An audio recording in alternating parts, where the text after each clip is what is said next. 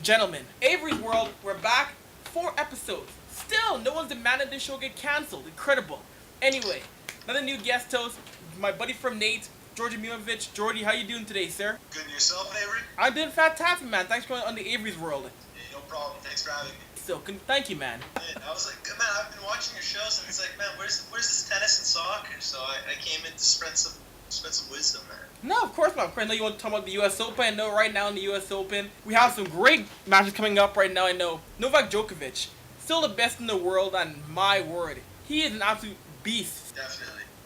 I think he's yet to drop a set. No. So far. So, I mean, I think he's my still, like, favorite to win the whole thing. Even though Nadal is playing really, really well, I think Djokovic goes through Murray in the semifinals, no problem. And then I'm pumped to see this the Nadal against Roberto. Yeah, tell me Roberto. Yeah. Yeah, because he beat the best that ever was in the quarterfinals. So stoked on that. If you mentioned Djokovic, I know he beat Marcelo Granleros 6-3. You mentioned we talked before we went to broadcast 6-3, 6-love. I mean, that is an assault. Arrest Djokovic for assault and battery in that match. I was watching it, and then when he, like, after the first set, you kind of was like, okay, I gotta hurry this up, and then he just started pounding on him. I was like, man, this guy's not gonna win a game. No, he didn't. Wow, that was just wow. After that, I was convinced. Like, after that, I was just convinced that this is his tournament to lose. No, I have to agree with you on that. And you know, in a men's match, for it to go only 79 minutes, that is insane. Yeah, especially considering like how long some of the other matches have gone, like the Gasquet Frere match and the Gasquet Raonic match. Gasquet's been in some marathon matches so far. I don't know. That'll probably affect him coming up against the winner of the other seed. Now, and of course, depending on the scheduling, how they want to with the broadcast time, where they want to put these guys on ESPN, CBS, that can help even more. I heard McEnroe saying that they're going to be playing most likely a night match. Okay. Just to give Gasquet just some rest, because he's played 2 back-to-back 5-setters. So. Yeah, it makes sense. Give the man some relief in this tournament, because I know you mentioned Gasquet. I mean, Milos Raonic. I was pulling for Milos to finish off Gasquet in the fourth set. He just couldn't get it done. He couldn't finish him off. In the fourth set, it was like at the tie break, and he had it. It was like a match point. I think he even served for match point. He did. But it wasn't his day, I guess. It was Gasquet's. No, it's true. And you saw him. You saw after the fourth set, you saw his spirit was just gone. You knew Gasquet was taking that fifth set. Definitely. He just didn't have. But even that fifth set was close. No, it was. I mean, right now for Milos, you know what?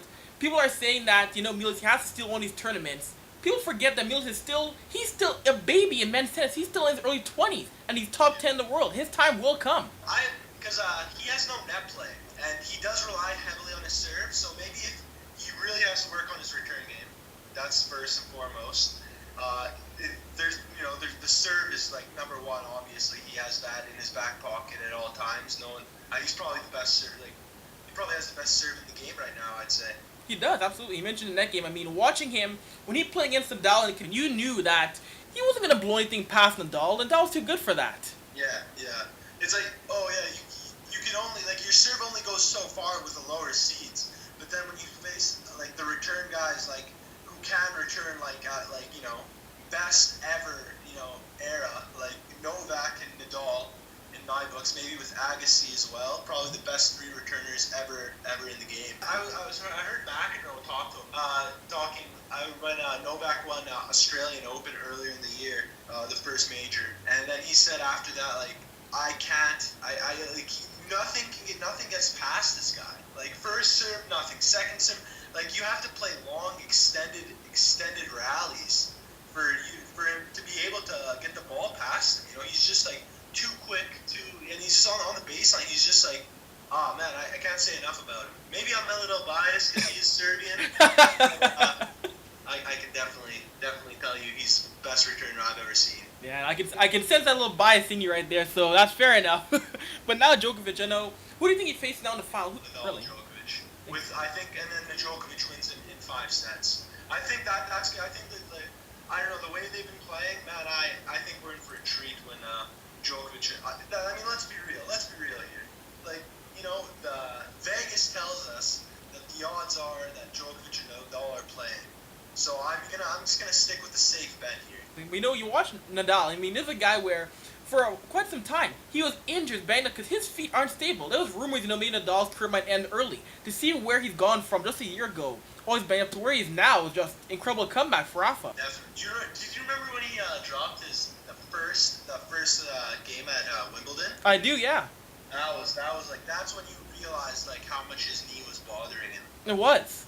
It's just that I mean, I like Nadal. I have nothing against him, but it was like that point. It's like he can't be playing at the level that he usually does. Like he had to take some time off. No, he had to. I mean, if he didn't take time off, I mean, his career was over. Yeah, it would have been a shame, because I think Rafa Nadal has at least 3, 4, even 5 more years left in him. Definitely. As does, I would say. Do you know Nadal's only a year older than Djokovic? Yeah, he's not that old. Yeah. It's the way he's like, because he has like what 12 Grand Slams. Yes. I want to double check that, but I do offhand. I believe he has 12 Grand Slams, and it's like you would think 12 Grand Slams. The guy must be like 30 years old. The guy's only like what 27. Like man, come on, give me a break. Yeah, 27. I mean, if he plays until he's 32, 33, who knows? His records could be untouchable. Yeah. I wouldn't go that far because there is Djokovic and there is Murray. Fair enough.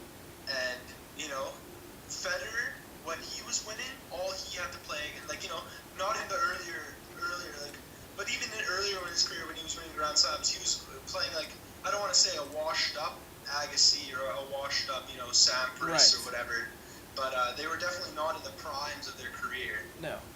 So yeah, Federer. I don't think Nadal can touch Federer's record just strictly because the competition's just far superior to when Federer was winning his Grand Slams. Oh, did he mention Federer? I mean, Federer is the ultimate guy where you wish. He's the ultimate what-if guy in my mind. Because what if Federer played when Agassi and Sampras were in their primes? Or what if he had Andy Roddick and James... Exactly. I don't think he has, like, what is it?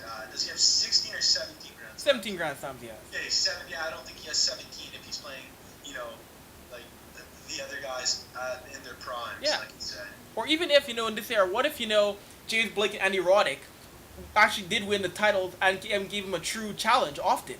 Yeah, definitely. Yeah, what happens if Andy Roddick learned how to do something other than just serve the ball? You know what I mean? It's true.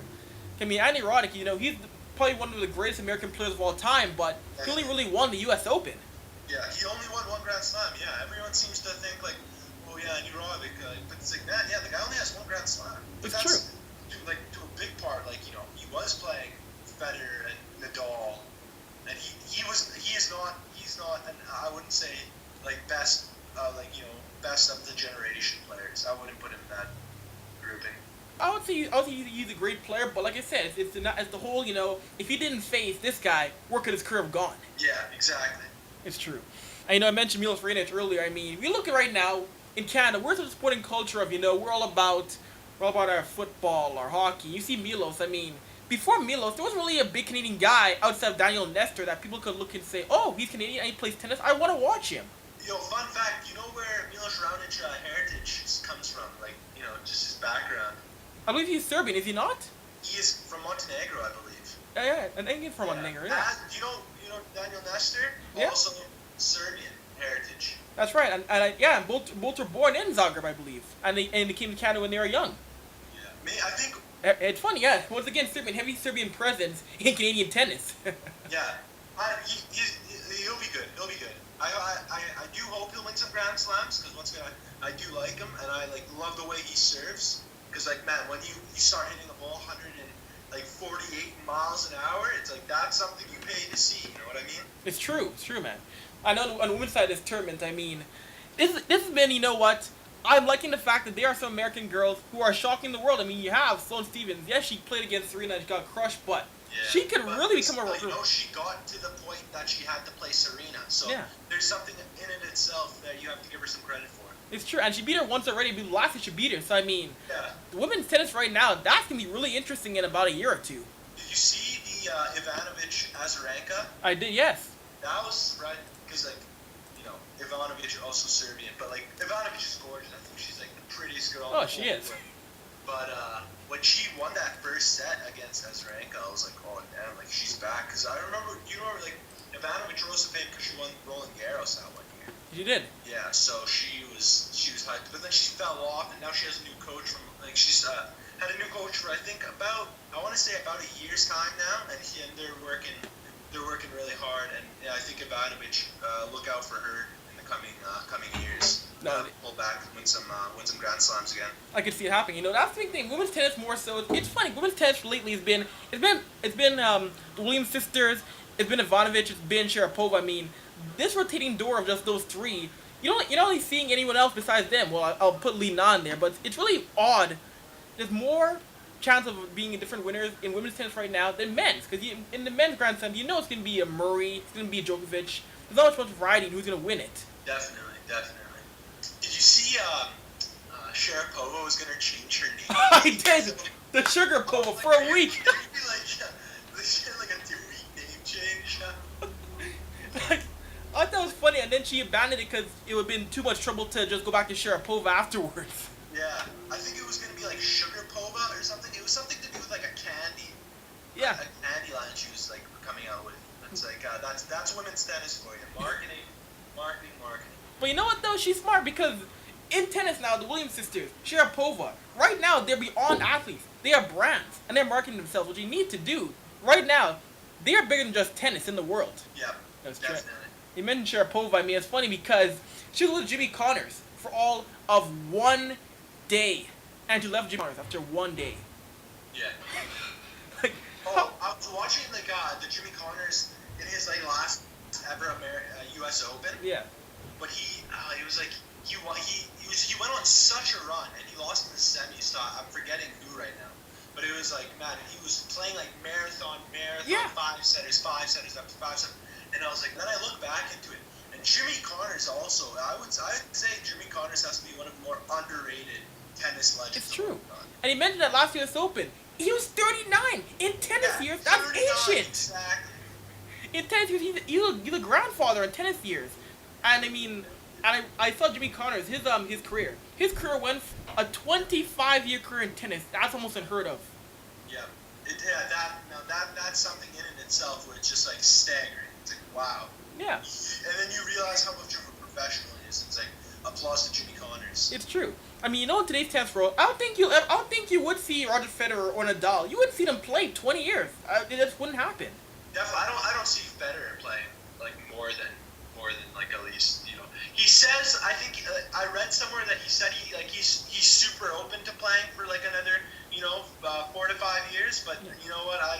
When he realizes like he doesn't have a shot to win Grand Slams anymore unless like the other top seeds go out like Nadal did last year in the first round. I mean, like, come on, like he's gonna have to face the realization that he's just not at the level that he can win Grand Slams anymore. And I think he's already there personally, but Exactly. Yeah. Yeah, and I mean the talent right now is way too deep. I mean, like even Novak Djokovic, there's gonna be a time where right now he's the best player, but there's gonna be a time 6-7 years from now where he's gonna be the same point the Federer is. Definitely. How many more Grand Slams do you think Djokovic has? Oh, that's a good question. I'll see he can win at least maybe 5 or 6 more. He's a shot. You know what? I think like Australian Open every year for the next 3 years is his to lose. Yeah. Like the guy's the king of Australia basically. He is. Roland Garros, that's Nadal's thing. But like what happens if Nadal his knee gives out and he loses in an earlier set or something happens. Djokovic has a chance to strike. I agree with you. I think he has another at least 4 or 5 left in him. Yeah, you mentioned we talked about talent earlier. I mean, here's one guy who I'm really shocked can't get over the hump is John Isner. To see him lose in the first round again, it's like I like his style, but why can't he win? Definitely. And what was the Canadian Prospel? Yeah, Pospisil. Yeah, he was supposed to have a big tournament coming off that Davis Cup. Exactly. And he also bowed out early. I mean, I don't know what it is. I mean, the guys wants to win the younger guys. He just can't get over that hump for whatever it is. Definitely. It's like now people are like Andy Murray did before the Olympics when he couldn't get over the hump over and over, and then he just switched coaches to a coach that went to similar hardships like even Lendl went through heartbreak after heartbreak until he figured it out. And I guess he taught, Murray what he learned himself. And now, look at it, like, guy wins a gold medal on home soil, Wimbledon on home soil, like, first guy, like, knows how many years he did it, like, man, props to him. I love Murray and Djokovic are my two favorites right now on the tour. No, it's true.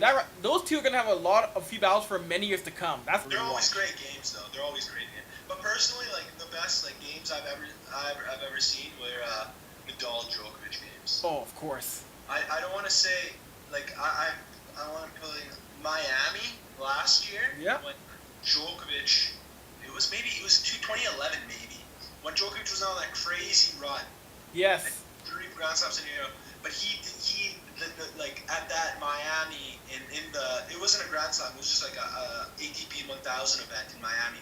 And the final was Nadal Djokovic, and they played like the best tennis match I've ever seen. It was like incredible. No, that was. Since every time I see Nadal and Djokovic, like I believe will happen this year at U.S. Open, it's just something, it's just like, oh man, I'm really excited to watch this. Even, and I'm stoked that it's the U.S. Open, so we don't have to wake up at 5 a.m. to watch it. I know. You mentioned Djokovic when he went nuts in 2011. I mean, that was about as close as you could come in tennis to a guy having a perfect unbeaten season.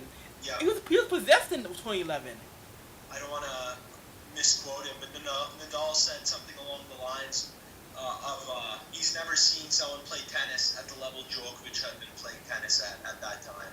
And that's that's coming from his direct competition, a guy who he had beaten seven times in a row at that point. Yeah. Like, that was crazy. That was really, really exciting. It's true, because what was Djokovic ridiculous, where he just smashed McEnroe's record to start a year? I don't think he beat it. He came close. He came close to McEnroe's record. Very close,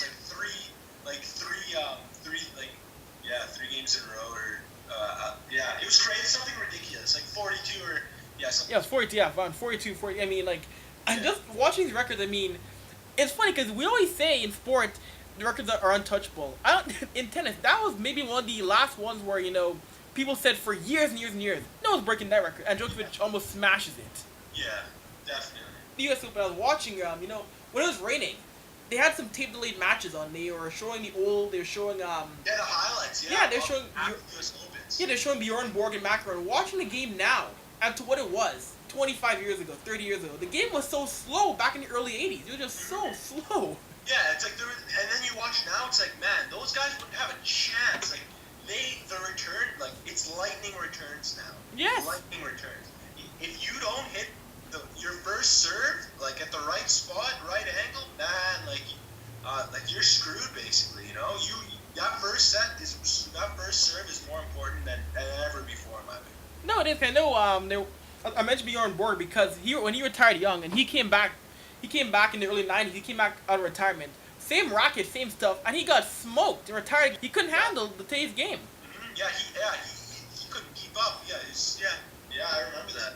They're showing then even Pete Sampras, these guys.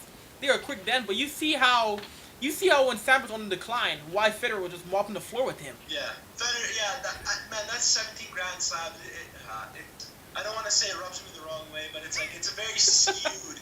It's a skewed. It is. Skewed record because there is no way in hell that anyone, regardless, Djokovic, Nadal, Federer, Murray, no one right now, if they started even 5 years ago, no one would have. If they all started at 0, no one would be able to hit 17 Grand Slams. There's no possible way. No. The competition's far too good. It's true. I mean, and we mentioned earlier how Federer, like I said, Federer had to beat up on Sampras and Agassi when they were on decline. He didn't face them in their primes. You do put an asterisk on everyone's record in that sense, because there's gonna be a time where guys are gonna win Grand Slams when he's facing Murray and Nadal and Djokovic when they're on their decline. There's always gonna be that asterisk to everyone's career. I would say right now is the golden age of tennis. A lot of people. I mean, obviously, I'm not the one to start this, but I would agree with people who are saying this is the golden age because the competition's never been better. It's true. I mean, and on any given tournament, you can see a match go 5 sets right now with these guys. Exactly, and it's not even just the top guys who go 5 sets. Like Gasquet, Raonic went 5 sets, 4 hours and more than 4.5 hour long match. They're not superstars. They're not even top 5 seeds. But they went 5 hours. They They won 5 sets, and then it was an excellent, excellent match. Absolutely. I mean, watching these guys right now, I mean, I can't imagine what it'd be like to play for 3, 4, 5 hours. I can't imagine your mindset. I spoke to a couple people like regarding like tennis, and they, it's like, oh, tennis, that's not athleticism. And I'm just like wondering, I'm like, man, are you kidding me? Like, you go out